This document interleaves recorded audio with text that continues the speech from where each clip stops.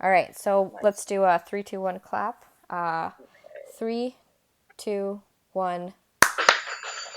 Oh shit, there goes my crochet hook. Oh no! There we go. Got some nice dramatic metal to start off Yeah, the you know episode. what? I think I can align that clatter with my hand clap, so I think that works. I think Perfect. we're good. Perfect. There we go. So how's it shaking? How are you doing I'm good. on this fine Sunday afternoon? Uh, Good. I since it is a Sunday afternoon Hmm. and I went down drinking last night, I was like, I'm gonna have a Bloody Mary. Hmm. And I did. There was this bar next to the place I went out for brunch with some Hmm. friends, and we went into it like expecting it to be like semi nice because the strip mall is very nice. Hmm. But a bar in a strip mall, I don't know why I set my expectations as high Uh, as I did. It was yeah. very divey. Well, I mean, at least you had a nice time. Yeah, I mean, I did have a nice time, and the Mm. Bloody Mary was quite tasty. Mm. So not a disappointment all over. Just I was like, oh, it's a little stickier in here than I expected. So yeah, yeah. And do anything exciting this weekend or in recent memory at all? Mm. This weekend I am babysitting in that the cat is a baby and the hamster is a baby Sure. and my housemates are both out of town. So, or no, not Uh both. huh. There's sort of one of them's like Yeah, going to Micah, but there's three of them and they are not here. So I am the animal watcher. I see. It's a lot of responsibility, a lot of babies. Lots of babies. Well, one of them You is gotta nocturnal. sit. One of them's nocturnal and eats once a day, so that's pretty easy. Yeah, yeah. The other one is Um, dramatic but adjusted. Uh, um, so I guess just to like uh, say Sarah, because of scheduling conflicts, could not make it on this episode. hmm.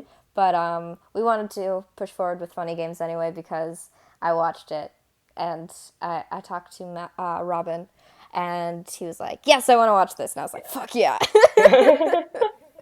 I would have been down to watch another movie, but I really want to talk about this one. So yeah, I guess let's get right into it.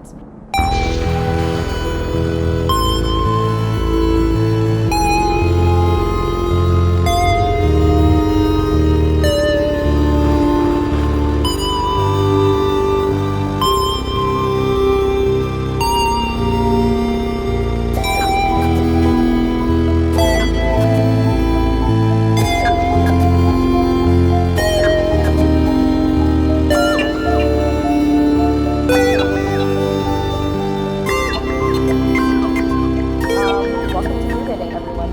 Your number one audience participation podcast. Yeah, sure. Yeah, that's kind of what this movie does.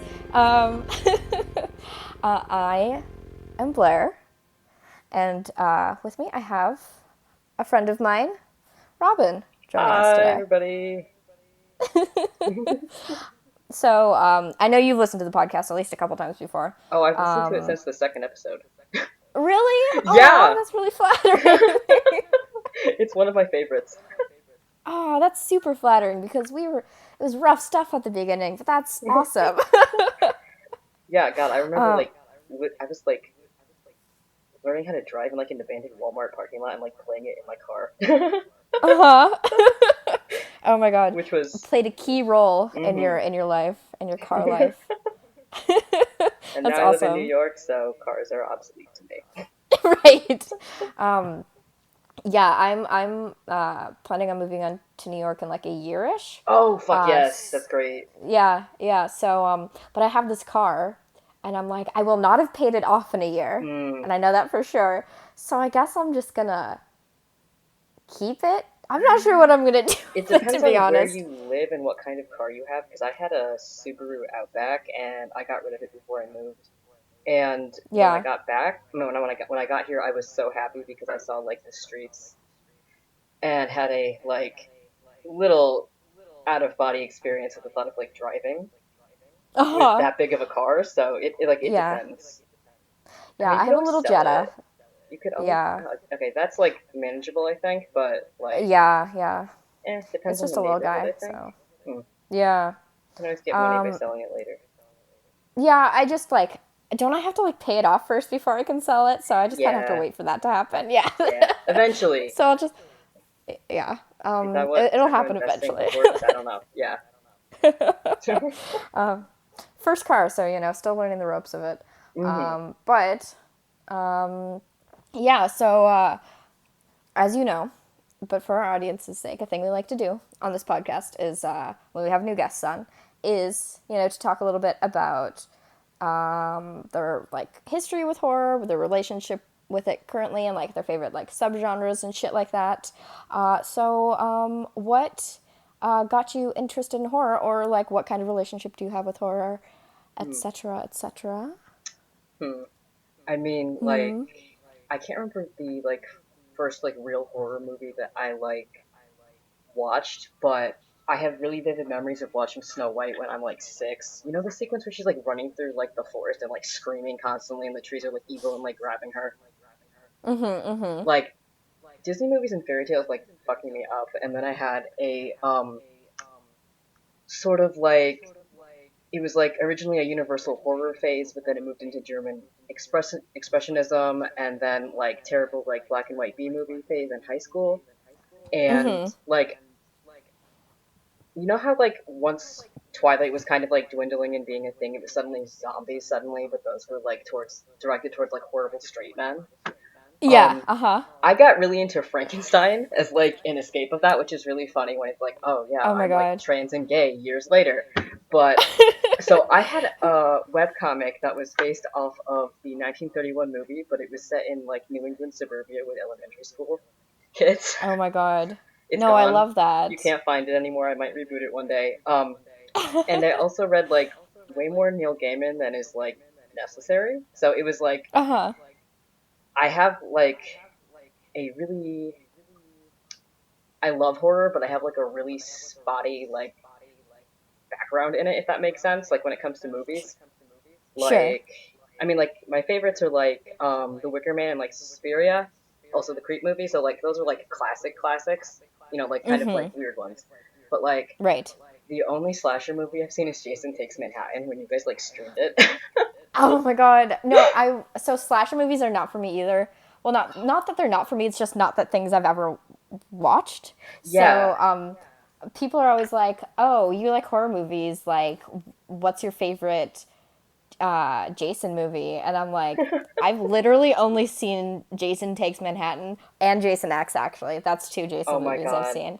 I need to. Oh, No, both of them first of October obviously. So neither of them are particularly good. good, No.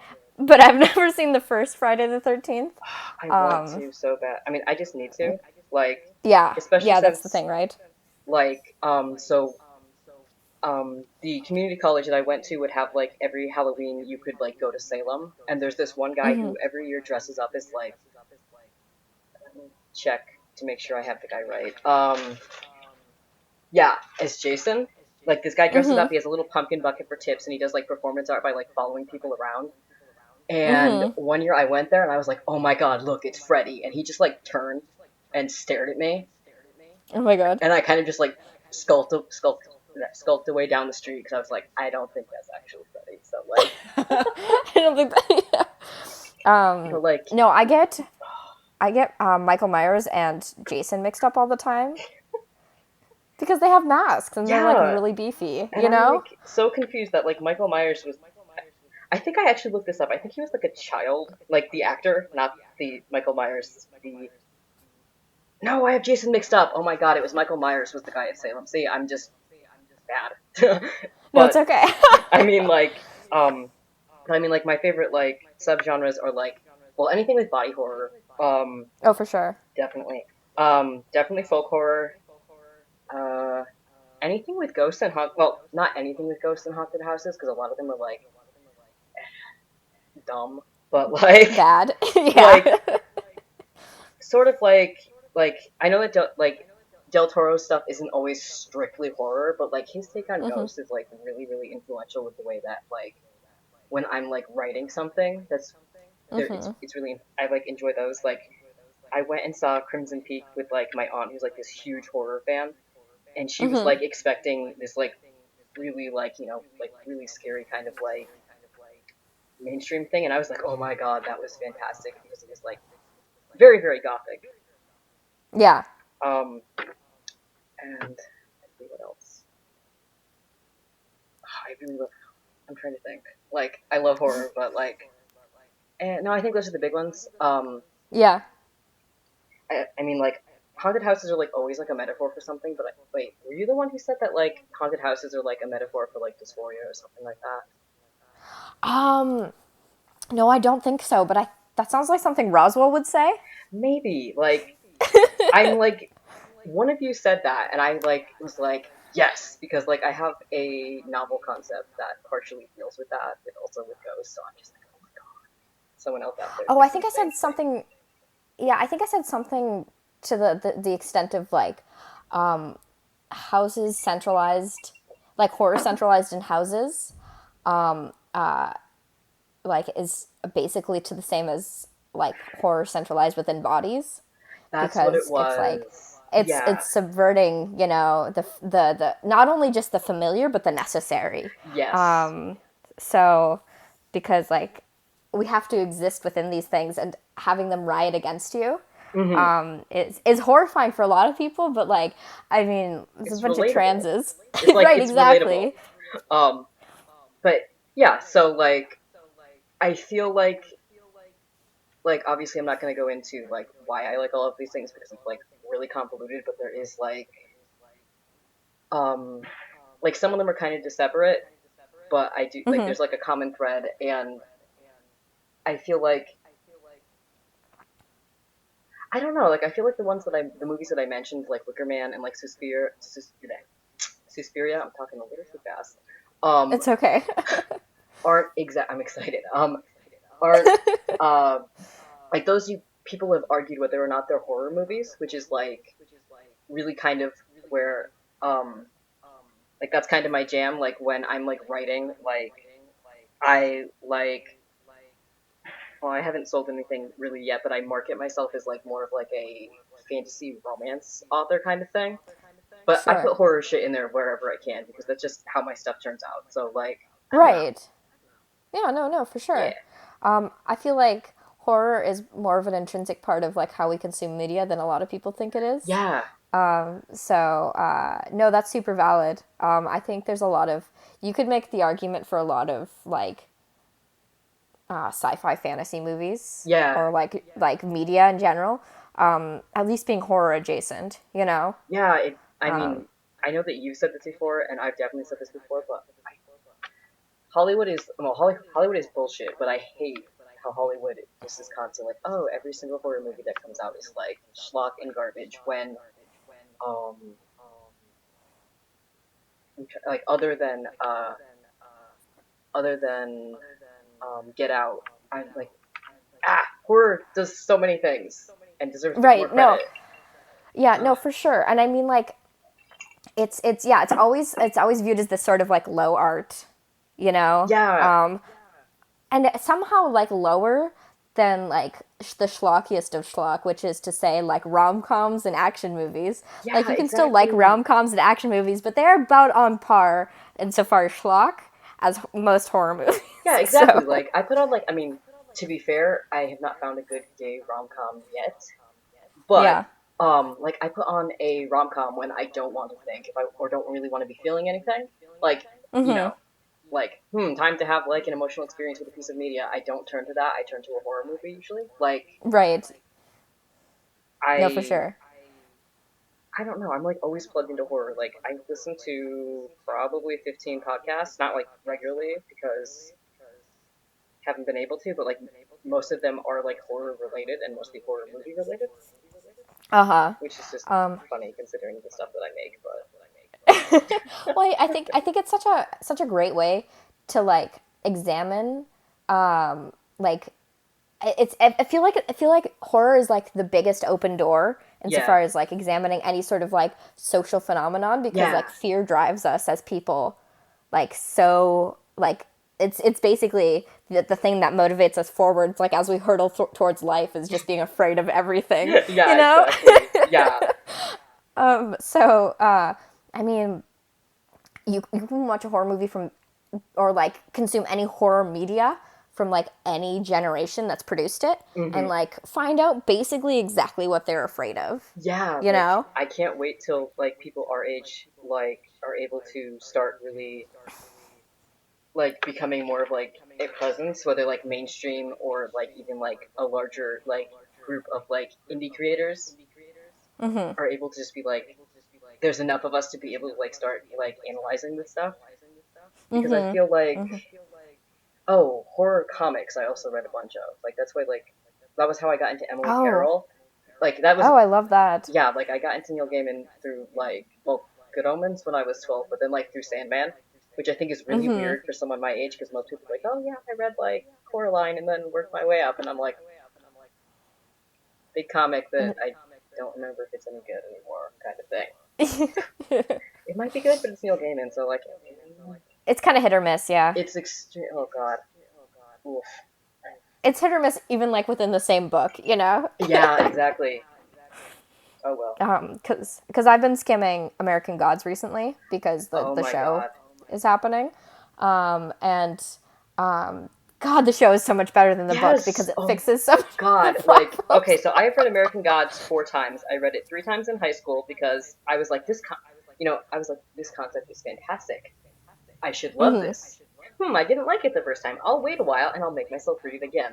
Um, I read it again this winter, or rather, like, last winter, whatever, winter 2017 into 2018, and I was like, this time I'm reading it and I'm not like a teenager. I'm like, oh, Shadow is like, see, I fell for it. I fell for Neil Gaiman's attempted craft. I was like, oh, Shadow's like this numb and has is devoid of personality because he's like emotionally numb and very depressed and kind of shell shocked. And then I finished it and I was like, no, it's the Neil Gaiman Everyman. Strikes Yeah, fucking yeah. again. But it's worth reading once, especially because if you're thinking of putting together like a story that has kind of a large scale but not like an epic one, you can like see how he did it, and then you can either get mad or like steal the good stuff. You know what I mean? Yeah, yeah, yeah, exactly. Oh, I mean, I love urban fantasy like that, so it yeah, tickles me in a lot of ways. Or I guess magical realism. I don't know what you want to I don't call it, know but what it is, but I feel like I think it will definitely happen, but I can't wait until like I want there to be more by people who are not like straight cis white people. Like right.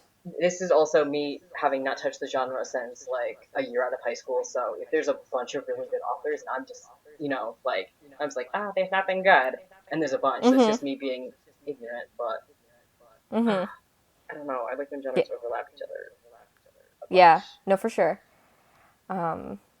Well, I have to like stop myself from going into a whole thing about how like hiding magic is a whole thing about like it's a queer allegory or whatever. Yeah, Because we because I want to talk about that, but we watched a movie this week and we yeah, probably should and talk about that. honestly, I mean, I sort of have a segue, not exactly, because like the twist right at the end involving the remote control, like what the fuck was that? I was not expecting that, and I don't know. Like it's still a horror movie, but like there's no explanation. No, it's so cool. I fucking love it. So I want to. let's Yeah, get I want to started. definitely Yeah. get there. Yeah, when we get there. So we watched Funny Games this week, which is a. We watched the U.S. Remake of it Mhm. because I heard from a lot of people that the performances are just stronger in it, which I don't know. Also, I didn't want to read subtitles, so it's half like taste, half Uh, laziness. my friend, yeah, my friend who has seen the original one, or no, I think he's seen both. Anyway, he was like, they're made by the same guy, shot for shot. So like, They're really similar, yeah. yeah, But they have different actors, so I yeah, think that is worth taking into consideration as well. yeah, yeah. So, yeah, but directed by Michel Haneke. I don't know. He's what German? Swedish? I think he's German? Swedish. I glanced at the Wikipedia page really quickly. We are going to be hearing my Austrian. keyboard on the audio because that's where my mic also is. Apologies. Yeah, he's Austrian, which is I'm not going to Google anything neither, just to preserve audio quality. Yeah. Okay. which is neither German nor Swedish, but Yeah. you know what? European, and that's what's important. Hmm. So, an interesting thing about this movie is that the first 20 minutes of it is a lot of nothing. It's we get them driving. We get our family, which is George and Anne Farber, and then their little son, uh, George Jr. Georgie, driving to the countryside. Did that remind you of? Oh, sorry. No, go ahead. Did that remind you of like sort of like The Shining, but not nearly as stressful? A little bit, yeah. Oh, yeah. Oh yeah, no, I the mean, The beginning. Shining is just like so stressful, It's but yeah. like, oh, cool. This is like it's nightmare part time, but like, so like technically, like yeah, not a lot happens at the very beginning, but I was stressed out like from the beginning of the credits, honestly, Yeah. because Well, the title card is amazing because it yeah, is they're playing they have this game with like classical music it's that a they're playing in shitty the car. game. They're not even playing good classical music. I'm And then like, we get the title card, which is it just says Funny Games US on it and really stark red font. And then just like this like horrible screamo like death metal yeah, starts I playing, and love that. it holds on to it for so long, and it's so abrasive. And it completely cuts out the audio too. I'm like, oh, I love it. It's like immediately just like I. Where's my notes? Yeah, like already like the I guess you call them the villains of the movie are like intruding on this family, like by the title card. I love it. Oh Yeah, yeah. Well, because this whole thing is very reality bending, as we kind of mentioned before. So I really like that sort of, but that totally is the fact. Like it's not only just the villains, but it's also like the plot, like yeah, directly like interrupting them. Like because I mean it's this is kind of a take on the whole like torture porn genre of film, yeah, in a sort of way. Like it's I would say it is. I would call it meta horror yeah, in a definitely. sense. So it's It's definitely not as on the nose as say your Cabin in the Woods or your Final Girls or something like that. mm, But yeah, it's or even a Scream, which is not even that. I mean, it's on the nose, but only compared to this. yeah, So, but yeah, so they're driving to their lake house, and they're going to go golfing the next day, and they're having people over tonight. We see our two antagonists standing with their golf gear through the fences. of the like the neighbor's house, right? Yep. Mm-hmm. Yeah. Oh no, it's the brother. Cause It's both of them. well, no, no. I mean the kid says later on when they're at the boat, like, why was Uncle Frank acting weird? I didn't even realize that until Oh. Oh yeah. now. But yeah, like the guys are they're just standing. Well, is are both of them there, or is it just Paul? No, it's both of them. Oh, I didn't I even see the he's second one. yeah, no, he's kind of hiding. So a really Shit. interesting thing, and I watched. Hmm. So I'm kind of grabbing this from a video I watched analyzing Hmm. funny games. I'm gonna try not to like steal like analysis from that person Hmm. too much, unless it's like the thesis of the fucking movie, you know. Yeah, yeah. But well, he mentioned how it's Paul it's Peter and Paul, right? Yeah. Peter. So it's Paul who's the one who like breaks the fourth wall the whole time. Yeah. He's standing. You can kind of see him peeking out behind the gate, Yeah. like the rod gate, whatever. And Hmm. then the angle kind of shifts on the camera, and he kind of just walks behind the other one when he's been exposed. Oh my god. Which I mean, it could be just accidental because it was not in the original one, but it is kind of it seems too purposeful not to be, I love that. which is interesting because he's the one who seems to be aware that the audience is present Yeah. and watching, so he's kind of like already playing cute with the audience at Yeah. that point. Um, So yeah, we have a lot of conversations between people, and Anna's setting up inside because they're gonna be having guests over, and there's steak involved and all this stuff. I And go ahead. I love how naturalistic all of this dialogue is at Mm-hmm. the very beginning, because then once the antagonists like start like um really really like the moment they're here and then they start talking, like the longer you listen to them, they just Mm-hmm. they sound so fucking off, but they don't sound like, oh hi, I'm like reciting like movie lines. It's just there's something wrong there after having like what, like 20 minutes of like people talking normally. Mm-hmm. There's like no Yeah, because music in they this movie either, right? um Except for the death metal not and the not except opera, for I yeah. think. I mean, there's only diegetic movie music in this. I think Mm, like so only stuff that's like actually playing. yeah, So and except for both title cards at the beginning and the end. yeah. And then yeah, no, super because like I mean, Paul comes in first to ask for some eggs, and Peter does, immediately he's right? oh, is it Peter? Oh no, Well, no. Paul's helping with the boat, right? I thought it was Paul No. first coming in, but I could be. Oh no, yeah, Oh no, no, you're right. no, It yeah. is Peter. Well, Yeah, that's what happens. So they're driving up and they pass by like their relative's house, and they're like, "Oh, hey, we're gonna go launch our boat, like set our boat up. Why don't you come over?" And the uncle is like, "Yeah, I'll be right over." And Paul's like standing near him, and I guess Peter's in the background. I didn't see, and they don't see the wife or the cousin, and they're like, "That's weird." And then the uncle shows up on the dock with Paul, and he's acting really strangely, and he's like, "Yeah, uh everything's huh, fine." And then they leave.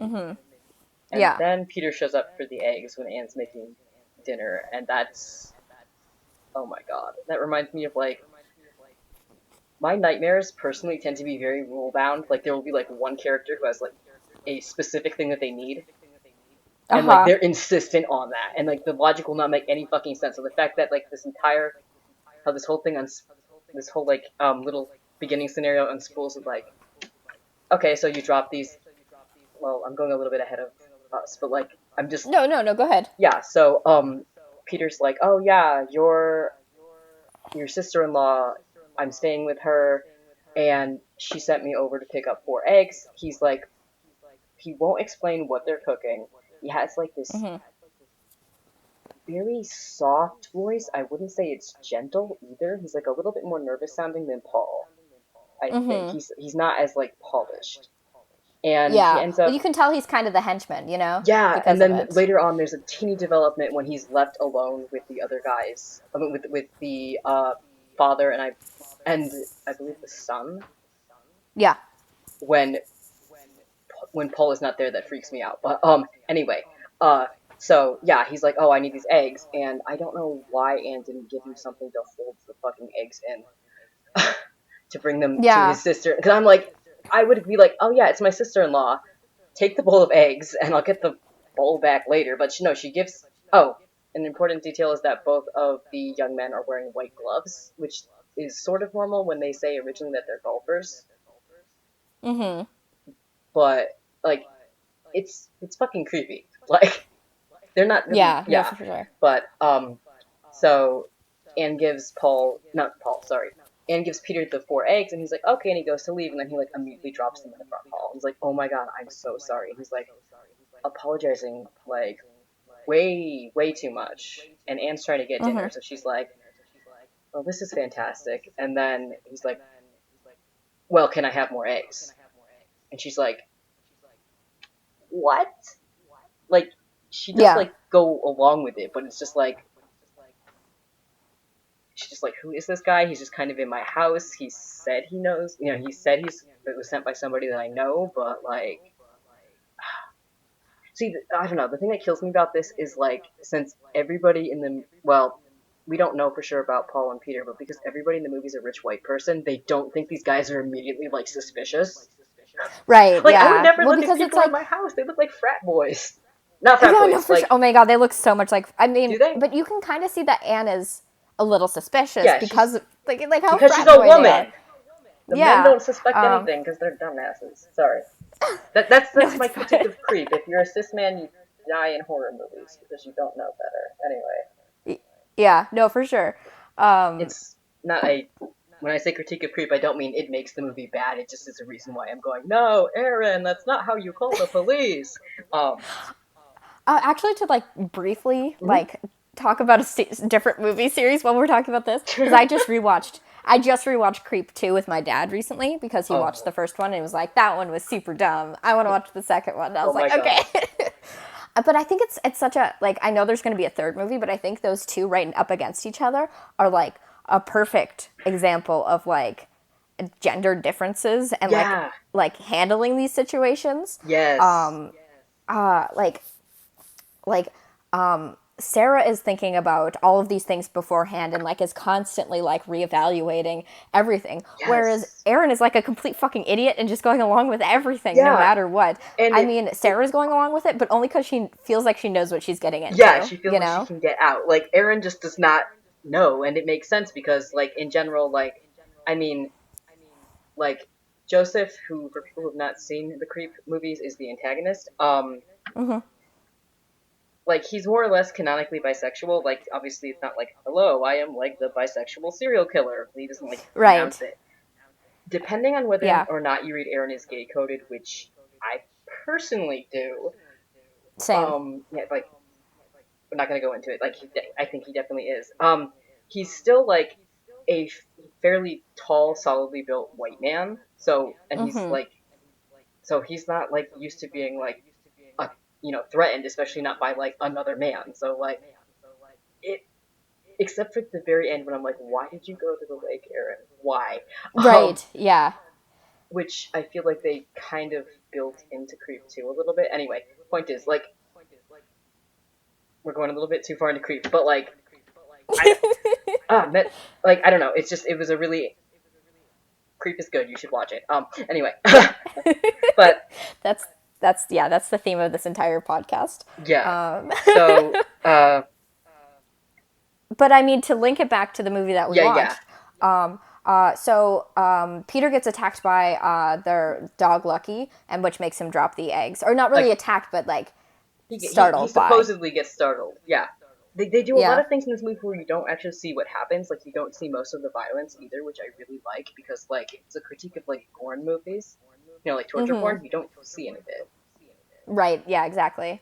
But like It's yeah, yeah. it's Um, this movie is a lot of edging oh my insofar. god, I had bated breath for I was like not completely holding my breath, but like barely breathing for like I think at least 40 minutes. Uh huh. But yeah, so Yeah. Peter, Then she wants both of the boys to leave and then yeah, because, because they're like, can we still have the rest of your eggs? and she's like, absolutely not. Because Like this is I don't know. fucking crazy. Right. Right. Sorry for Now like there's two strange men in her house, like asking for her eggs when she has guests coming over. yeah. She's got So like she's 40 like, pounds of like no. raw steak she has to cook because she I don't know why she bought that.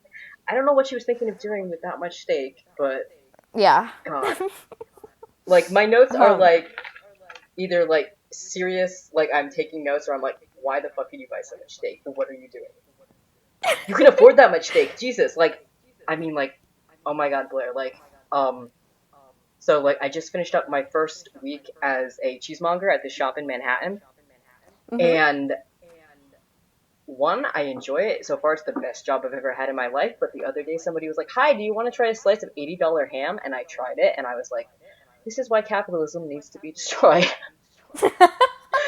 So, like, God, it was funny. I started out this movie like, oh, these are these bougie fucks, and I hate them. They have bad, they have bad taste in classical music. They remind me of every horrible person from Connecticut above a certain like income bracket that I've known.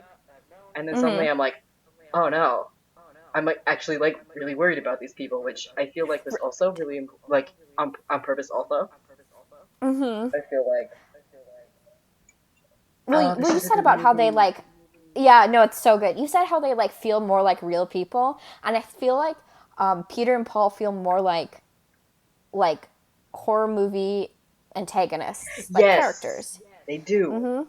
Like they talk like characters. and they behave like them, and they have the same motivations of them, which is to say, next to none. Exactly. Yeah, I feel like that kind of stark contrast between the two of them really makes it so. And I mean, for reasons come like later in the movie too that Yeah. I am really excited to talk about, Yeah. makes it really easy to root for these bougie fucks. Yeah. Um. So So yeah, George Senior comes in and lucky, because and the dog has been barking like off the hook, like since right. these guys came in. Because what's a horror movie trope? Animals know when something's evil. Uh huh. Uh huh. But yeah. Um. The dog is barking a lot. They head into the house. Well, the dog suddenly stops barking. They No, head into not the yet. house. Oh, Um. not yet. Yeah. Um. Uh. For reference, for people listening, I listened to this. I mean, I watched this movie like 2 or 3 hours ago. So Yeah, and yeah. it's been a couple days for me. So. Oh my god, I'm like still like super super like keyed up from the ending. Anyway, um, uh, yeah. So like they've dropped 8 eggs on the floor, and it's like, get Mhm. the fuck out of my house. And they're like, Mhm. we need the eggs. You need to give them to us. And they're getting like weirdly threatening, and they're also kind of like gaslighting her. Like they do Yeah. this very genteel, like the entire fucking movie. They're like, like polite, like kind of country clubby, like, oh my god, we need to be polite, like, we like promise, like, your sister-in-law whenever Mhm. we get these for her, you said you would give those to us. Yeah. Why are you not, like, why are you breaking your promise? Like, you told us you would give us eggs.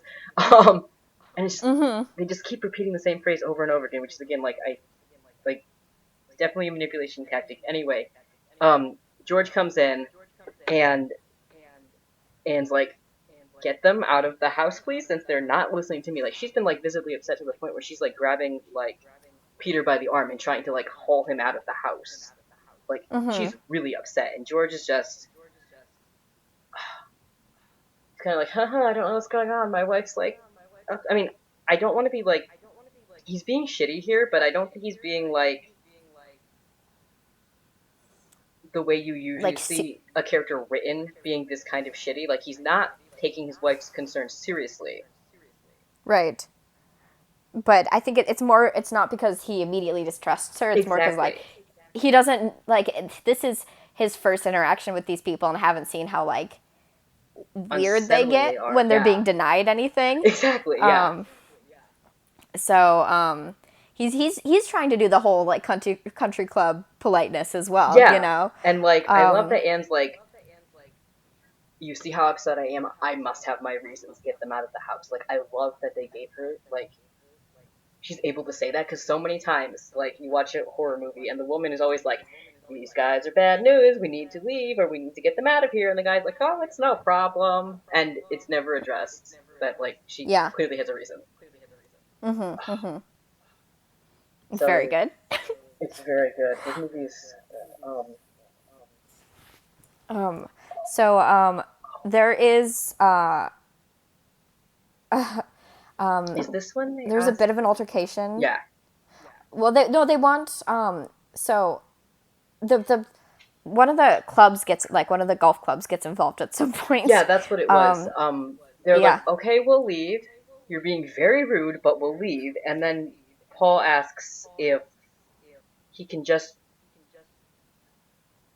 he just like completely swerves and sees the bag of golf clubs that George owns and is like lights up and is like, these are wonderful. Can I try one, please? And they're like, yeah, fine, as long as you like leave us alone. So he takes a golf ball and he takes a club and he goes outside and the dog is still barking. yeah. And then George and the um is the son, yeah, the son's there, I think. But George and Anne are having their conversation like a little bit about it, and then the dog, like, you hear it like wail and then it stops barking. And you're like the moment I saw the dog and knew it was named Lucky, I'm like, this dog is dying. But I was like, oh, this Right. is fucking bad. God. Oh. It's rough. Like, when they're like, So oh, where's the cousin? I'm like, Jenny is dead. Like, it's, like you said, it's like edging. Like, you're waiting for, like, all of the reveals that you know are already coming because it's such a referential movie. What happens next? I'm looking at my notes. Well, so they keep pressing on the eggs. And when George like tries to like forcibly remove Hmm. them after they tried out the golf club because they're like, okay, we gave you what you asked for, and they were like, no, we still want those eggs, and he's like, Yeah, get out. you know. And then he like tries to shove them out, and then we get um, Peter breaking Oh, George's leg with the golf club. oh shit! That was no, no, no. They go out and kill the dog first, Yeah, yeah, and yeah. then They they kill come the back dog first. in, Mm-hmm. and then Paul is like, "Oh, I need to test it on one more thing," and then he breaks George's leg. Yeah, yeah. That's what it was. Oh Um, fuck! Like that's like this part is like I don't remember everything super clear in order just because of how stressful like the last half of the movie is. But I'm mm-hmm. pretty sure that's. I don't remember what happens. I feel like they fuck around Next. with them more before they start bringing it. Like they do basically the title drop. I think. Um, Do that? no, I think this is. I think no, it's. I mean, the title card happens just immediately. Oh no, I mean like they Uh, start like introducing the concept of the game. Oh oh yeah, no, no, no, no, what yeah. They happens break is his they leg. they break his leg and drag them into the living room, right? Well, first they're like in the foyer, I guess. Yeah. And they have this conversation, basically where it's like, and yeah, Paul is like playing games with them, basically like, Oh yeah. She's like, or I don't what? know Why what are you're you doing playing at. this? Yeah. Yeah, Stop. And he's like, we don't what want to play game? these games, and yeah, they're like, why are you doing this? And then basically we get like a why not, which is like the most cliche like Yes. answer, but also like super appropriate because it's like they don't need motivations for why they're doing this They're because just that's doing not it. important. Oh, Also, like the audience doesn't care about why they're doing it, so like why would they provide an explanation for it, exactly. you know? Yeah. So, They sit down on the couch and then they're like, one of them is like, well, can one of you please make us something to eat? I think no, no, no. So, they do that like three so times. I think. well, they're still in the foyer, and Okay. Paul takes out the the golf ball and is like, Oh and yeah. asks, "Oh, let's play a guessing game. God yeah. What is this?" And he drops it on the floor, and it rolls towards George, and Oh. I think George says it's a golf ball, and he's like, "Correct. Why do I have it?" Oh And then he yeah. waits, and he says, "The lady knows," and then there's no answer. And then Peter pipes up and is like, "It's because you didn't hit it." And it's like, "Correct. Why didn't I hit it?" Because you wanted to try it out on something That's else. what it was. Oh shit. And then they play a sort of like hot and cold game with To find the dog's Naomi Watts' character. Yep, corpse. to find the dog. Oh, And that's so fucked this part up. is awesome actually because so we are like half an hour into the movie, Yeah. and this is and it's so as a movie that is supposed to be direct, like the audience is supposed to be a character in the movie, and it takes 30 minutes until while they're playing this hot and cold game, Paul looks over his shoulder and looks directly into the camera and kind of like gives a cheeky grin before Yeah. turning back. And it's I was like, not expecting that. I was like, oh fuck, hi Paul. yeah, Okay. it was awesome. Yeah, because it's like you're standing like right next to him and kind of like looking over your shoulder. Right. And honestly, it makes the camera feel so much more present Yeah. for the rest of the movie, which I didn't even like realize would have been like a difference until like much later in the movie.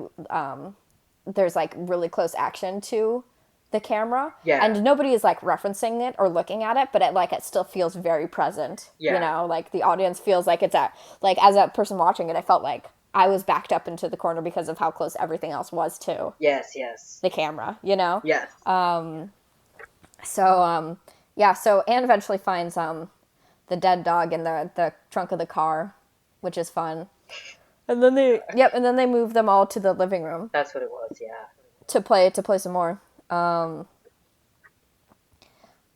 then they basically the conceit of it is that they strike up a bet. They're like, we bet that you'll all be dead by 9 a.m. tomorrow, and you bet that you'll still be alive by 9 a.m. tomorrow. So let's see how this all shakes out, And basically.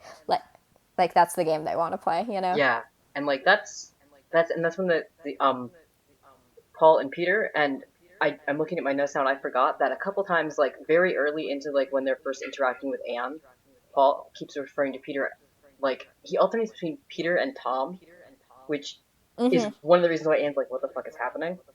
But like, Yeah, well, I this mean, is constant. They it keep becomes switching names. semi-obvious that they don't, like, those aren't their actual names, Yeah, because no, they call each other Tom and Jerry and then sometimes. Beavis and Butthead later on, which is like should be Yeah, like really like take you out of it, but by that point the movie's just like the so vice is crazy. so tightly wound. You're just like, yeah. But Yeah.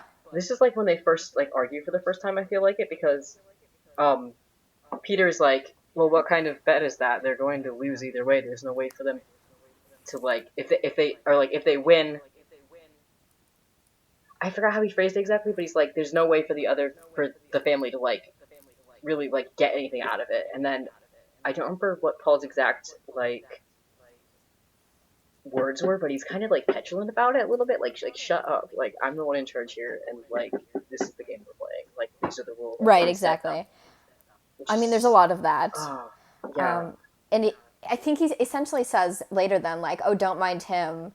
Um, uh, and then gives this, like tragic backstory to Peter. yeah Saying like he's like a like he grew up in a family of like drug addicts and he's gay or whatever, and it's all this shit, and he's like these are the reasons why he's doing all of this stuff, and then immediately he's like, you and I both know that's not true. Is he looking at the camera Which when he says that?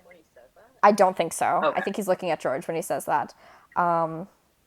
But he keeps lying, even though like when Peter goes to the kitchen to get something, maybe get something to eat or something. I That's don't what it remember. was. Yeah, because oh god, I Because remember because like he comes back with raw meat. I like literally like the steak from before like literally like I'd say like 3 minutes like once 3 minutes before he went and got up. I'm like I'm waiting for somebody to eat the raw meat, and then Peter comes back with the raw meat and is just like eating it. And I'm just like wasn't expecting for that to be like actually delivered upon. Jesus Christ. yeah, God. yeah. Because while he's away, Paul is like, oh yeah, he's over there. He's actually a drug addict. He's going over there to shoot up. It's how we like fund our habit by like robbing rich people. And like And that's it's just like, blatantly a lie I mean, too. right, exactly. Like, and it's he's just basically like taunting them for like looking for like having had the like gall to ask why at the beginning, you know? Yeah. Like basically like, no, Such a good movie. you don't care about a reason and we don't care about a reason, so like why bother, you Yeah. know? And because they're all like the most trite melodramatic like bullshit too. Like he goes like really big at Yeah. the very beginning, and they just it's so good. And then he comes back in eating the raw meat, and then that's when they like. I didn't tweet very much when I was watching the movie. I think, but that was when I was like tweeting like "murderous twink for twinkie couple argues on couch, get a room, boys." Yeah. God, No, for real though. it's No, I felt that the same time. I was like, God, these guys, you know, not to be problematic or whatever, but but they're come on. gay. Yeah. We can say it. We're We're allowed to allowed. say it. We have the saying the bad guys are gay privilege. Ugh. So, They just like argue about like a bunch of like dumb shit that doesn't fucking. Wait, are they actually well, they arguing about argue, things that are relevant?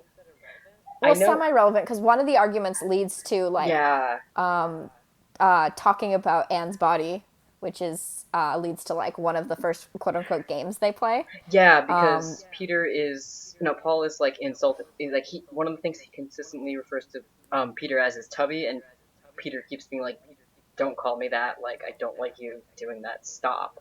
Which is interesting because that's the only I feel that's the only thing he really is like really strongly doesn't let Paul do or has like any kind of like objection towards.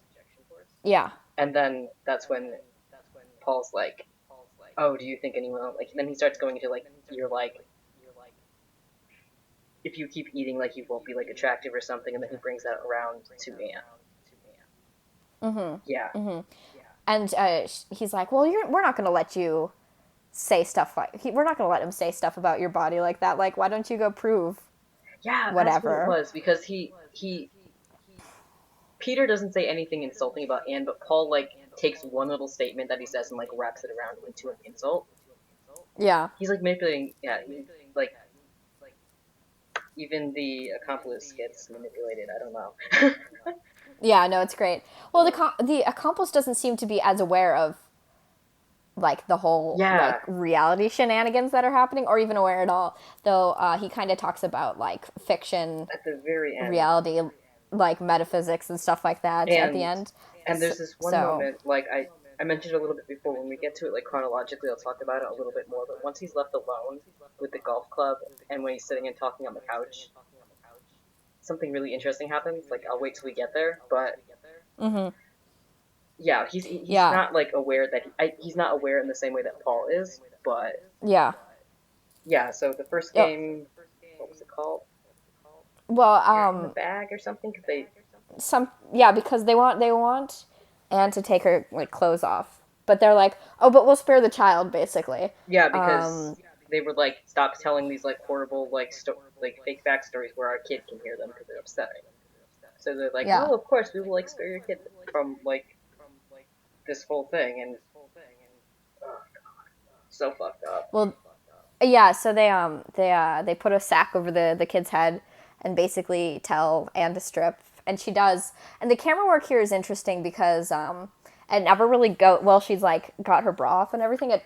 I mean, it's like horrifying still because we Yeah, like can see her emotional reaction during the whole thing. yeah, But it never goes like above her like shoulders, yeah. It's like but shoulders below her up. shoulders. I mean, yeah. So it's all shoulders up, and then as soon as it's off, like he's like, okay, put it back on, like having no actual interest in seeing it, just like wanting to have gotten away with it, basically. Yeah, like he just wants to fuck with her with with like how he's just they're just playing with her head the entire time. It's so fucking bad. Yeah, So and it's definitely like the whole the camera work there is definitely taking away from the audience what they might expect or even want, like the yes, actual exploitation of it. yes. So I didn't it's even think about definitely that. like Yeah, yeah, it's like it's definitely I feel like it's pretty since this is such a this is a movie that could have gotten away with it without changing its rating. yeah. It feels very purposeful to me. Hmm. So so she's in her bra and underwear for A the little bit next big longer. part of the Yeah. movie. Yeah. And Then Georgie, the son, like because he's in a fucking upsetting situation, he wets himself, and um, Paul is like, "Oh, this is gross." Like Peter, go take care of him, and then they end up, and there's like a little bit of a scuffle, and Peter escapes, and then Paul goes after him. Not Peter, sorry, Georgie escapes, and Paul goes after him, and that's when they leave Peter alone with George and Anne, and this is when like when he's like sitting on the couch and he's like bouncing his leg and he's like like like because of like something he did with the dropping of the eggs or whatever or something like it was like God, this is so fucking creepy because he basically picks up Paul's like cadence and like vocabulary. yeah. It's so fucking creepy. Like for a moment, like once you know what I think it is? Because he's what the movie is focusing on, he's sort of like taking over for Paul. Right. Yeah, because he Oh, for suddenly gets a sure. lot more confident. He like yeah, he like his like he literally like his cadence like really slowly just turns so it's like exactly the same way that Paul speaks, and it's so fucking creepy. And then the Yeah. next once Paul's back, it stops, and I forgot what does he specifically do besides like gaslight them and try to like guilt trip them in this part. I don't remember if there's anything else. I don't remember any significant conversations between Peter and the two, if that's what you're asking. Yeah, I don't think he says anything that's like plot important. Yeah, It's just fucked up. it does yeah, it does cut to yeah, Paul chasing Georgie around the house, and we hear that death metal again, but it's being Yeah. actually played inside of the house. And Georgie finds a shotgun, It's the and he cousin's house, tries right? to. Oh no, it is the cousin's house because he finds her body. Yeah, Hmm. and again, it's like really Uh, restrained. You just like see legs and like some blood. You don't see like the whole it's disgusting right. kind of tableau. Yeah. But yeah, he gets Yeah. like a hunting rifle, right? Right. It's something like that. And he turns around and he finds Paul there, I and Paul is shrieked. like, yeah, I know. I was like, I Paul hope is the all upstairs like, neighbor's not home because he's hearing me like yell at my like laptop. Paul is all like, shoot me. Like if you've got that gun, shoot me. And it's like a big heavy Uh, rifle, and this kid's like 10. It was so fucking stressful. I was so yeah. upset. I think he tries to, and the safety. Oh no, he says cock it first. He walks him through how to do it. Yeah, Cock it first, and then pull the trigger. And then when he does, it's not like nothing loaded. happens because it's not loaded. God, So this kid yeah, did then he gets the upper hand everybody does again. a really good job about being like really realistically like crying and upset, and it's very stressful. Oh my god, this child actor does fucking amazing. Jesus, yeah. So good. Which is like sometimes that's the thing that takes me out of a lot of horror movies is that kids are often used in a way very distracting way in Yeah. horror movies. And like I like a lot of movies with like evil kids in them, like but there's so many bad ones. Yeah, Just have a exactly. good kid And sometimes actor. it's just like they just like plug it onto it just to like enhance the plot, I guess. And I'm like, Yeah. I don't know what I'm getting out of this situation Sometimes because the kid isn't doing a sometimes very things good suck. job.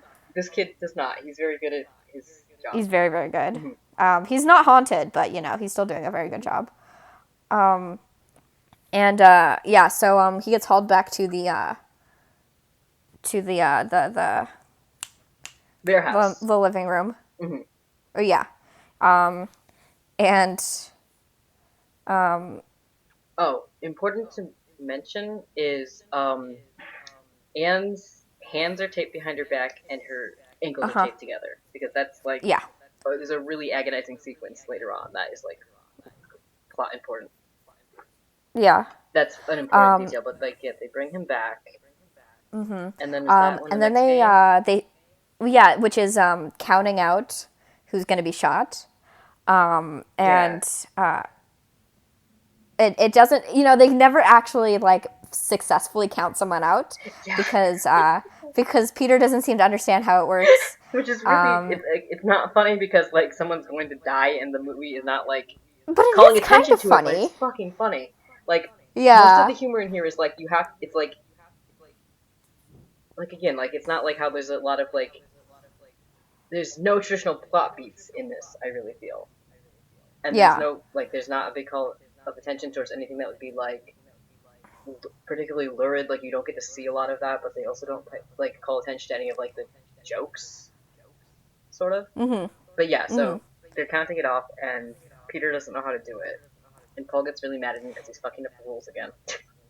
Yeah. And um uh and then Georgie tries to make a run for it, and then he gets shot because he like ran, and then we don't see it. We don't Oh see it. no, We don't see the child murder. oh yeah, oh no, that's what it Uh, was. Because Peter's like, "Can you please go make me something to eat again?" yeah. Oh yeah. So she's going to make him like a sand.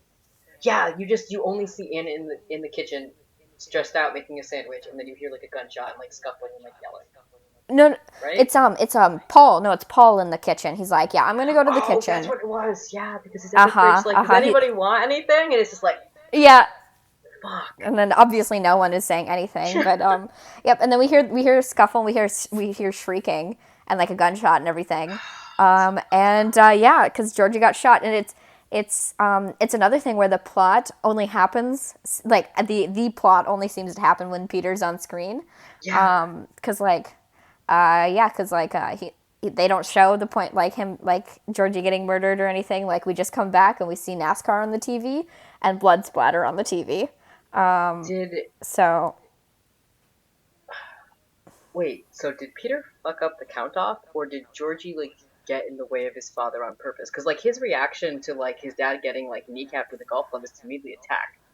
So like attack the guy who did it. So like I wasn't sure what's going on. I as I recall, they talk about this specifically. They say that Mm-hmm.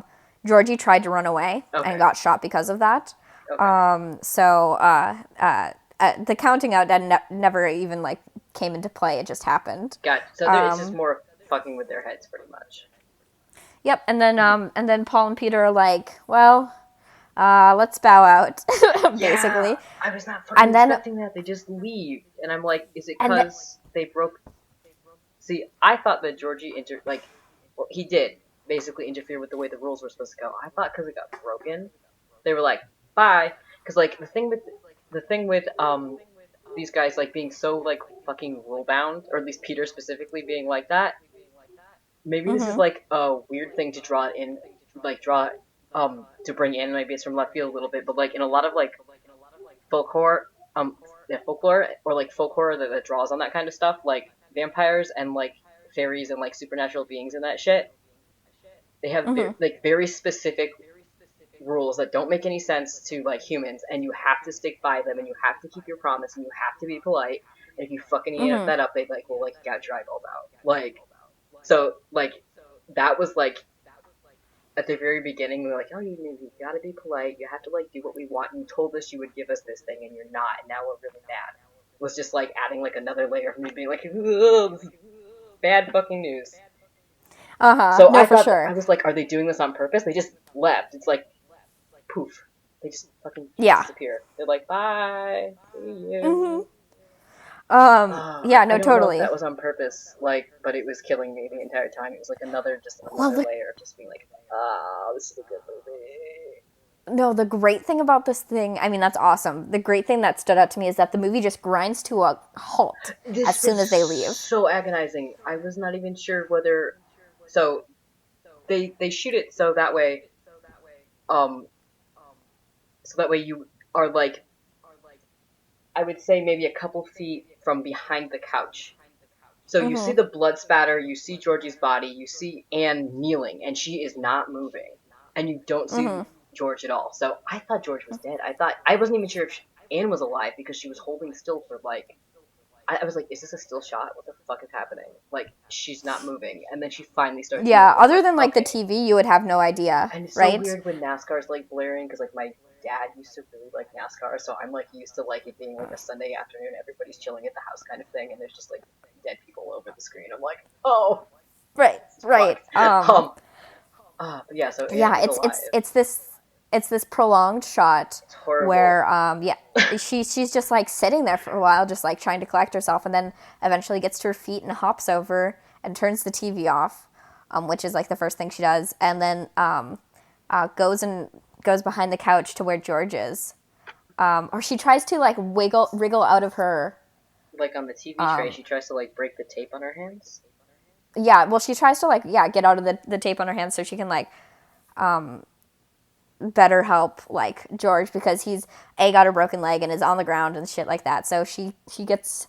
I mean, it's all really long and drawn out, but she gets out of her like her duct tape bindings or whatever, and Yeah, she goes. helps helps George to his feet. Oh, And we forgot an important plot thing at the very beginning. At the very beginning, oh, yeah, and I only remembered because I remembered that I was chanting that fucking Mickey Mouse meme. It's a secret. It's a surprise tool that will help us later. When I was watching the movie at the very beginning, when they're putting the boat out, the kid comes in and is like, "Oh, we need a sharp knife," which is like I'm like, I love the way that they phrase that right at the very beginning of the movie. Like, hey, it's a horror movie. Remember that. yeah, But the mom's like, I better see this later. And I'm like, oh, someone's getting stabbed with a knife, which does not actually happen. But the kid takes it to the boat and then it falls. And it's still in the boat yeah, this entire time. That's just an important thing for later. But like, yeah, yeah. No, so it's she awesome. gets a Yeah. different knife and gets rid of the tape. And then she's talking to George. And again, like, really, like, I feel like really natural, like, reactions to this kind of thing because they're both kind of shell shocked. George is like fucking sobbing and just cannot like deal with this. And Anne's like, obviously, I've never had like weirdos break into my house and like kill my family, but like when I have really like stressful shit happen, I'm very much like with like the way Anne is here, where it's like, okay, well, I'm just going to do the next thing, and I'm not going to think about it. I'm just going to like natural steps until I'm out of whatever situation it is. Obviously, nothing Right. this caliber. And I, that was really interesting because usually it's like the hysterical woman who like usually has perfectly good reason. They have perfectly good reason to be hysterical because it's a fucking horror movie. But like, the Right. guy's always like, "Oh, I'm so smart and I know what's happening because like my uterus Yeah. isn't like jumping around inside my abdomen. I'm not hysterical." Yeah, something to that extent. Oh, Um, other plot thing. The second time that Peter dropped the eggs, he also dropped the Aunt's cell phone into the sink. yeah, yeah, yeah, And yeah. you can tell this movie was set a while ago because like George does not have his phone on him; it's in the car. I'm just like, this is so Yeah, no, different. that I was like, oh yeah, this was 2007. That's Yeah, right. and the oh god, this that I can bring that in later because part of the phone thing killed me. Anyway, um, so they're just like collecting themselves and like trying to figure out what the fuck to do. And this was really weird because I was sympathizing with straight people in a horror movie. Like I was like, oh, they like really like care about each other, and they're like, I like that they're not like, oh my god. I mean, like obviously, like this is like they're compartmentalizing to like survive, but they're not just like, oh my god, our kid's dying, and we're just gonna like fall apart. They're like immediately focused on, okay, he's dead. Like he's not a thing anymore. We will deal with all of this trauma and grief later. We have each other, and we need to get out of here and like survive this. I really like that they did that. Yeah, yeah, for sure. Yeah, I'm feeling so emotions. no, it's really great. Yeah, they're trying to collaborate. Anne tries to get the cell phone to work. That doesn't And work, this so they're fucking like, this kills is me, okay? wasting. This was the phone thing that kills me. They're like, well, we'll try to wipe it off with a towel. Or we'll use the. Okay, so I had a flip phone like that in like fucking 2007. I dropped it in the toilet once. I brought it home. I put it in some rice overnight. Or a couple hours. It was a couple hours. It was in the toilet longer than it was in that sink in that movie. Rice for a couple hours. Threw out the rice. Wiped the phone down with a Lysol thing so it was in the fucking toilet at work. It worked. They're just fucking using the fucking hairdryer. They're gonna ruin the fucking bed. They were Yeah, killing no, and me. I that's understand. basically exactly what happened. They're like So in extremely traumatic circumstances, so they're not. I'm assuming like it's fine. They're excused for not thinking of rice, but I would have thought of rice in that situation. no, And here I am being the complicit viewer that Paul is like, "Hey, you're watching and enjoying." yeah, yeah, I'm not yeah. enjoying. I'm just critiquing them. Anyway, God damn it, I fell for it. Um, But yeah, so the yeah, phone's so not they working, and it's the phone is agonizing. not working. So Anne puts on some clothes and runs out. Yeah. And she's gonna try the neighbors, and then runs down the street and like tries like the passing car and stuff like that. Why didn't you just keep And none following of the that. van? I see. I'm here. Here we go again. I'm falling for the plot. Like I would have just kept following the van. Like humans are designed to be persistent hunters. Just keep going. Yeah, I think to make a guess, she was probably worried about getting too far away from the house and like leaving That makes George sense. behind. Yeah. But that's just a guess on my behalf. And then this whole time we see yep, George trying to make phone calls on it, and he at this point manages to actually get a dial tone and like someone to actually pick up Let me just when hang he up. calls 911, but they can't hear him, Yeah. So And uh, there's a little that does detail not work right out. here where he like. Oh. Yeah, there's a little detail right here where he like he tries to eat something and he like can't, so he literally just like takes it out of his mouth and like throws it, and I'm just like, I love that so yes. much. Or the fact that this Um, is similar but grosser. Like really quickly when Anne's like trying to like figure out when she leaves, she steps into the living room for a second. You don't see it, but she obviously sees her son's body and like throws up really quickly because it's like, and then just I mean it's like goes back. It just I don't know. They're just like these. I don't know. They're just these little touches, and it's like again like realistic. Oh, it's a yeah, good no, it's movie. super good. Oh god. Like they and So when George even like limps into the living room and puts like a sheet over Georgie, so like you still don't get to see the body. If anybody was like waiting for that to be revealed, it doesn't fucking happen. You don't get that. I really enjoy how they did that. Cause I'm just like, it's good. yeah, it's so good. So then Anne He gets he captured again, well, right? he sees, yeah, he gets captured again, but what we Oh, see is like the golf the golf ball ball rolling into again. and then he calls out, well, first he like hears someone and he calls out for Anne, and like we see the golf ball and like, oh well, okay. And see, I think it's important to emphasize for the listeners because like this is like a 20-minute stretch of movie, 20-15 minutes. Yeah. And everything is so quiet. Like I watch things with subtitles when they're available to me anyway. If I did not have subtitles, I wouldn't have heard half of what they were saying. It was Yeah. agonizing. I was literally like I was I was literally like they left. What's going on? Like I was just like since none of the plot is like in falling in traditional ways, I'm like, what the fuck? I have a half hour left of this movie. And they just left? What the Yeah. fuck is gonna happen? Like you're left just this stretched out suspense and nothing breaks it for like 40 minutes. God. And then the golf ball Yeah. drops and you're like, fuck. Yeah. Yeah, so they haul Anne back into the room and she's all like bound and gagged and stuff, like with rope. And they set her down on the couch and Paul takes the gag out because he's like, what's the point of an audience that can't like talk back or something like that? One of the best lines in the movie that's like near the thesis of it being like a aware like a not deconstruction but like it's no aware of being like torture porn movie without there being any like torture porn. When Peter, Anne, and George are alone together when Georgie has escaped and Paul's after him, George's like, why are you doing this? Why can't you just kill us and get this over with? What is your problem? Like, or take shit and leave. Peter gives like this really like sweet smile and is like, you shouldn't forget the importance of entertainment. Like, that loops back again when it's like, oh, like it's not interesting to the audience if you're gagged and not like screaming and freaking out. Oh, that's so fucking good. It's so fucking horrible. Oh, I love this movie. Oh, It's God. super good. So good. So then it's like, this is the third game, right? Yeah, they call it the Gracious Wife. Yeah, or something like that, yeah. And she has to... See, I feel like...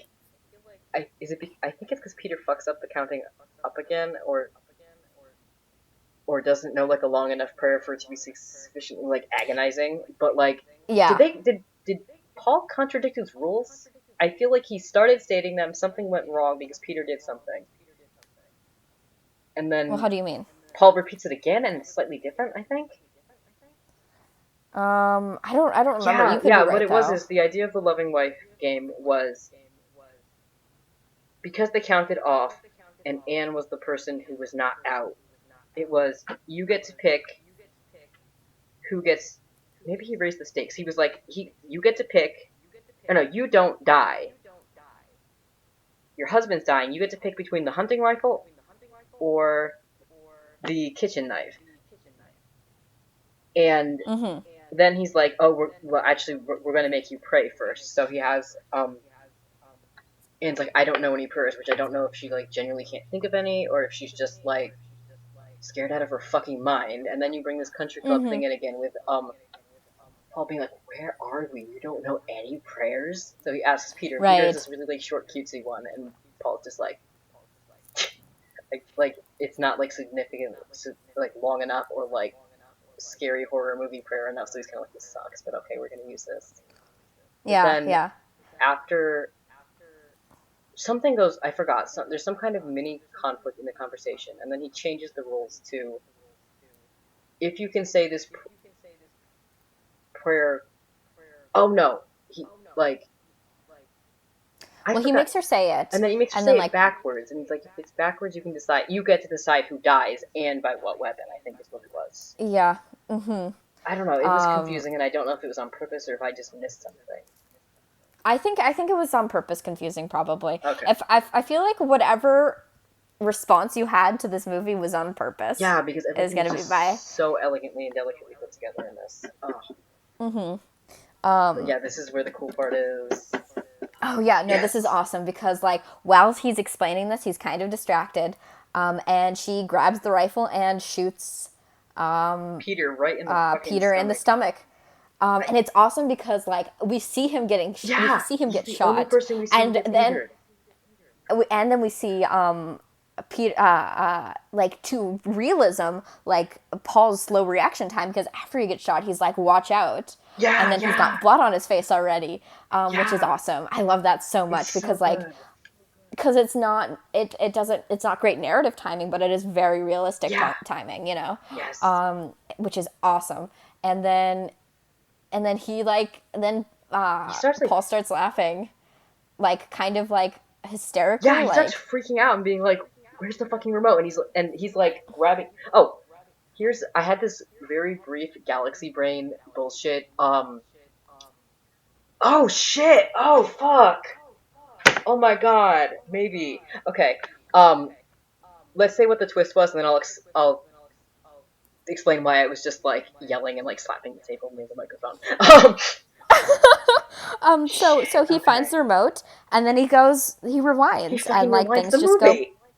Yeah, he rewinds the movie, and we see all these things happen in like backwards, and Oh shit. back to Oh where she. god, Blair.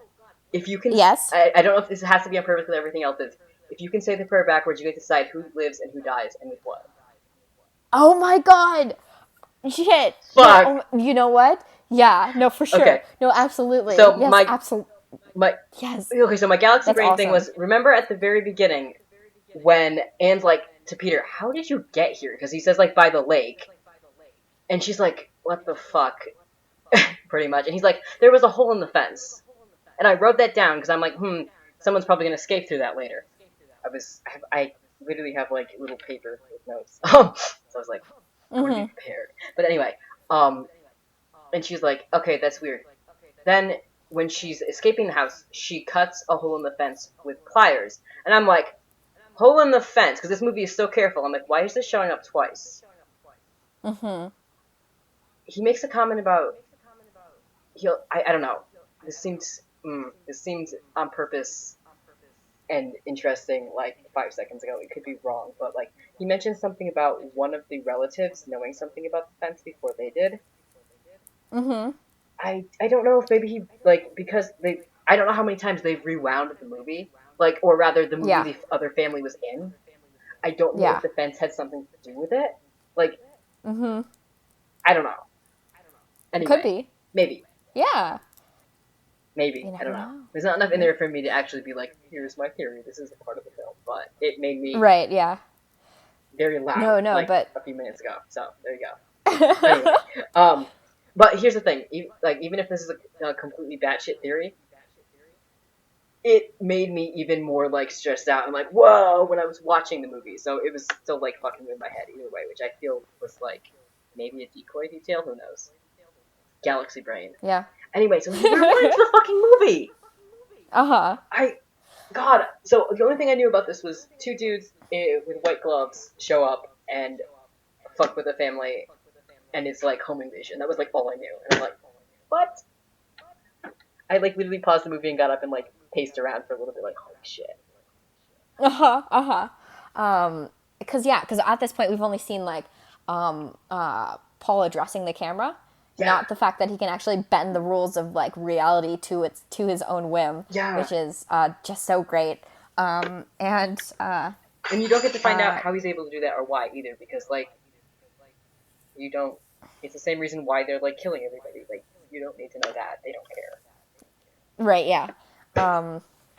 So then Peter and Paul basically he admonishes her, or like for like breaking the rules. Yeah, and she doesn't know what the fuck And he's talking about, yeah, which and is then terrifying from her point of view. But yeah, anyway.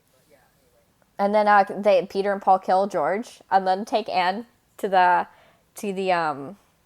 boat, Yeah, and and they're talking about like fiction reality at this and point, or and I guess Peter is, which is really Peter interesting is. because they don't play him as like the dummy sidekick, but he's not supposed to be the mastermind. And then he's talking about like I don't even know what the fuck he was talking about. He was like smart science junk. I don't know, like alternate Yeah, universe stuff with like one is real and one is fiction, and just like I don't know. Was he talking about a piece of media that it he was like? hard to say because we Yeah, only because got like uh Yeah, because there's a whole thing Um, with like, I see. I'm not sure because also like the way that Paul replies about part of it, he's like, he says your protagonist, Peter, which is like, is is that like oh this is the protagonist of the thing that you're like reading or watching, or is it like is Peter writing something? It's like oh, it's supposed to be as or confusing is as it it just is. a hypothetical Exactly. protagonist? So I'm like, what the fuck are these people talking about? And does it have to do with the fact that he just fucking rewound the movie? I don't know. Um, but they're like on the No, it's boat. awesome though. Yeah, it's so good. And I have a feeling that's probably like when you were watching that um video that was analyzing. That's probably where that stuff comes into. I'm guessing. He doesn't actually talk about that too much. Huh. Um, it's more about the core thesis of the movie, which I think we kind of talked about, which is like it's I basically the anti torture porn in a sort of way, or like Yeah.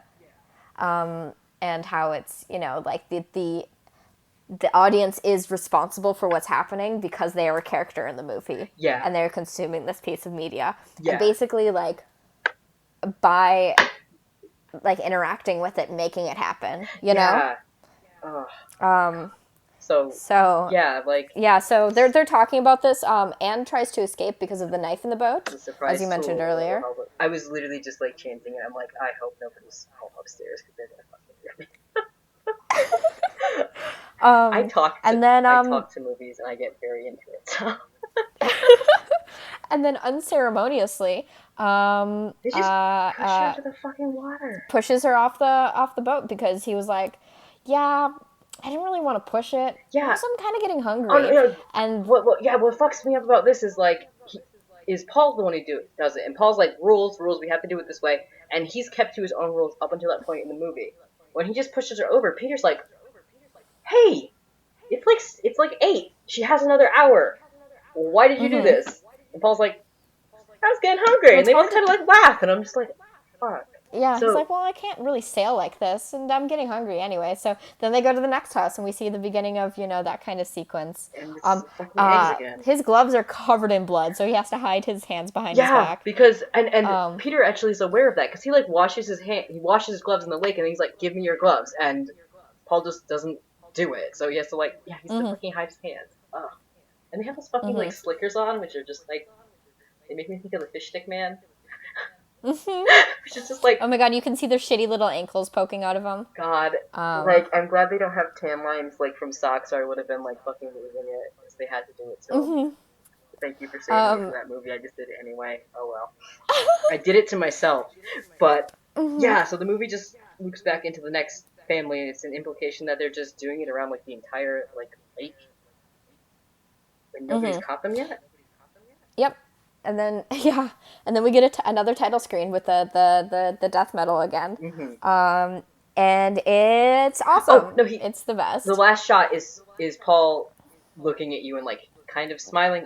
Is he smirking? Like, is it a full on smile or is it just Like kind of smirking, yeah. smirking? And then it just turns into a still thing, and then they do the smash credits again. Oh, it's so good. Yeah. It's so good. It's so good. So on a scale of 0 to 5, murder twinks, what are you gonna give this movie? Oh, this is 5 out of 5 murder twinks, definitely. Yeah, same. This is a solid 5 out of 5 for me as well. So super. Yeah, I mean, I expected to love this movie. Everyone was like, "Oh, it's so intense and like it's so gruesome," and like it is really emotionally trying. Yeah. But I feel like the whole conceit of it was like kind of had that barrier, Yeah, which is exactly. ironic because I feel like the conceit of it is trying to break down that barrier, but it's just like, but the way it was structured, it was gratuitous in content, but not in presentation. Yeah.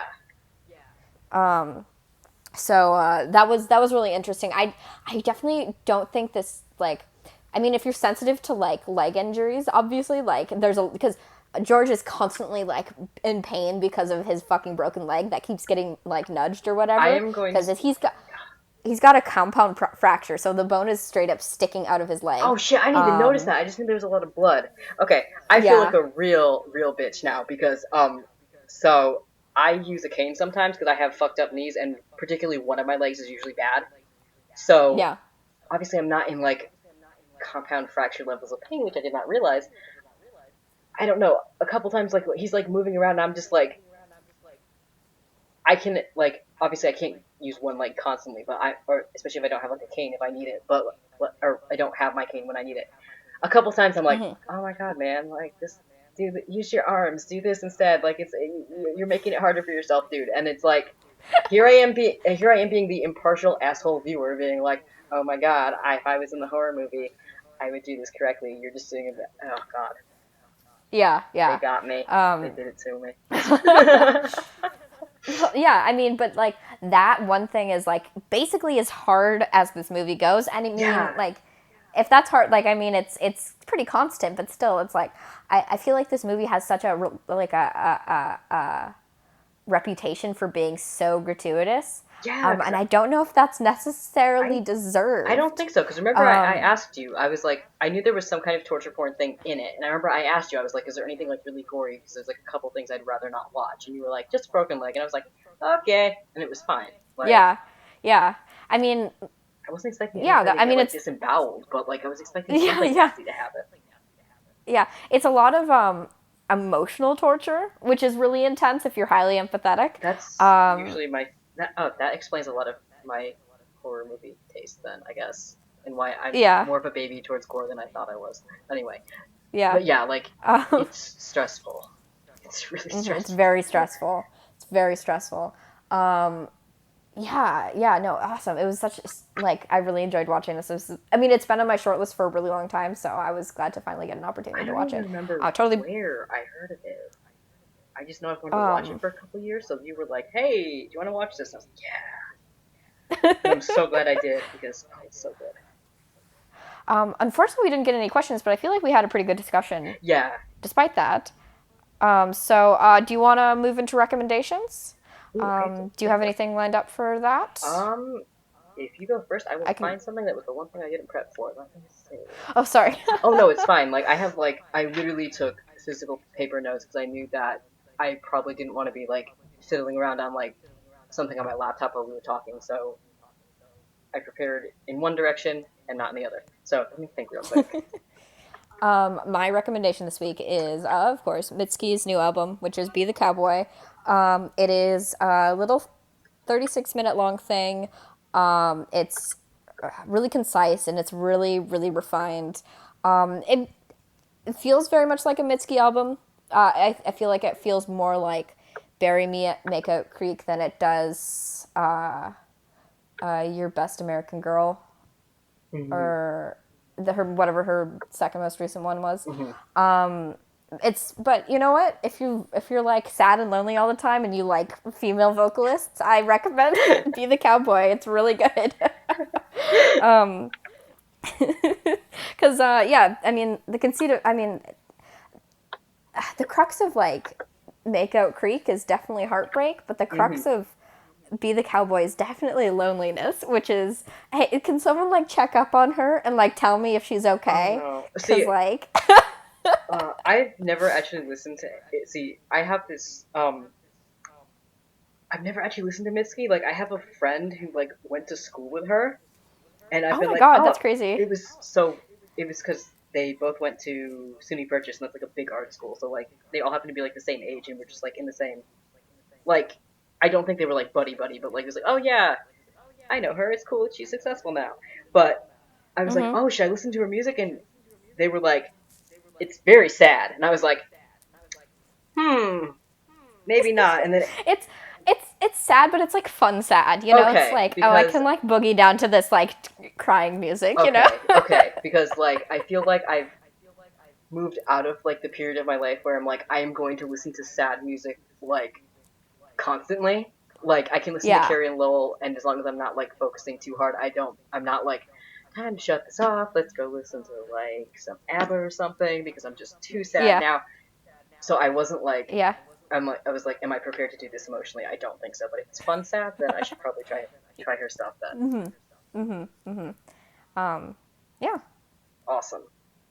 Be the cowboy. Let's see. For me, for a recommendation, I'm going to suggest. Let me see. Uh, I'm going to suggest the Netflix series, series of unfortunate events, because I just So started watching good. it like So last good. weekend. Yeah, it's Yes. So so good. good. Oh my god. I like. Fuck, what a great casting for Yes. everything. Oh It's my just god, the amazing. casting is so good. I feel like. Okay, so Doctor Horrible is fine, but it's the only time I've ever seen Neil Patrick Harris in anything, and other than that, I just know about him being vaguely kind of like an asshole. Is he? Isn't he? I mean, I think he's just very, like, Is he problematic and just? Broadway. I don't know if Oh, he's problematic. I think he's just, like, famous and just, like, okay. so, like, Ignore some everything that people, I've like, just have. said. I just No, know it's him as okay. like No, I totally get it. It's like, well, he has very much of a. His fan base is very twee, and I feel like he's kind of twee in the same way, which that's is not good or bad necessarily, but it doesn't vibe with everyone, you know? yeah. Like the thing is, I haven't like. I think 2013 was the last time I was aware of him, other than oh look, here's a picture of him with like oh that's why I associate him with 2012 Tumblr. That's my problem. Okay. Anyway, Yeah. Oh, yeah. Oh, yeah. so I feel very strange, like really, really, really super enjoying his performance in this, but he's a fantastic Count Olaf. Holy Mm-hmm. Count Olaf. Everybody is like a really, really good. Like everybody's perfect casting. It's so good. I just started the second season. I think I'm Mm-hmm. on. Oh, I'm right before the one where Jerome and Esme get introduced, and I'm so psyched for that. So yeah, Oh, my God, they're so good. it's really funny.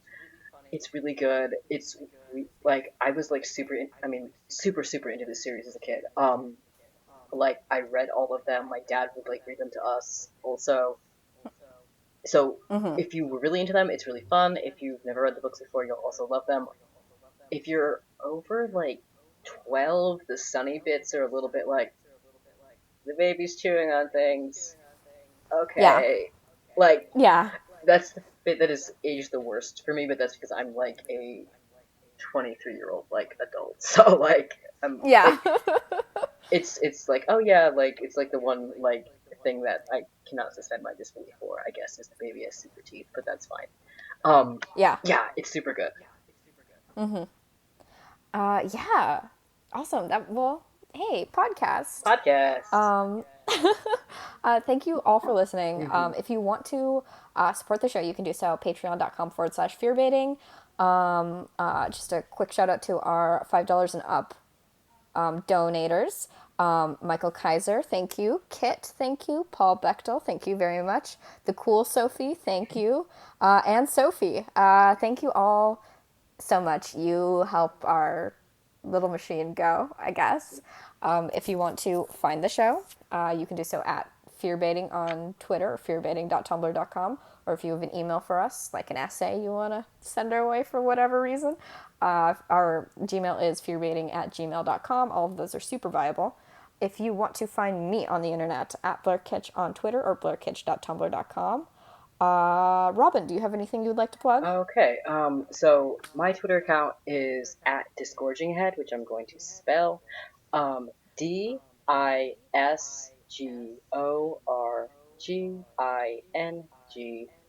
DISGORGINGHEAD because people I've said it and people are like, what is that? And I'm like, it's a thing. So that's my main Twitter, and I also have a Patreon where I am. Well, I started it the month that I moved, so that was really clever of me. But it's set up. I'm working on a historical fantasy romance novel, and it's also like I mentioned earlier at the beginning of this episode that there's a lot of like also like some horror elements in there. So it's like it's I don't know. I have such a hard time. Like it's like three different genres at once, so I have a hard time being like this is the overwhelming tone, especially when it's not done. Mm-hmm. But Mm-hmm. it's gay. It's got fairies and ghosts. It's got like highwaymen in it. You might like it. Mm-hmm. Um, Yeah. and it is patreon.com/malzeno, spelled MALZENO. Nice. Yeah. Hell yeah. Yeah, well, thank you so much for coming on Thanks this for week. inviting It was me. so much fun to have you on. Great. It's always like good talk, like seeing your conversation on Twitter and stuff, but like awesome to like have a conversation with you. So Yeah, absolutely. yeah, this has been so much Yeah. fun. I had a blast. Yeah. But yeah, until next week, Sarah will be back. I think we'll put out a poll for voting or something. We'll do something along those lines. Sarah will be back next week. We'll have another episode for you then. But until then, I have been Blair. And I am still Robin. Yes. Um, and remember, You can put a fucked up guy anywhere. you sure can.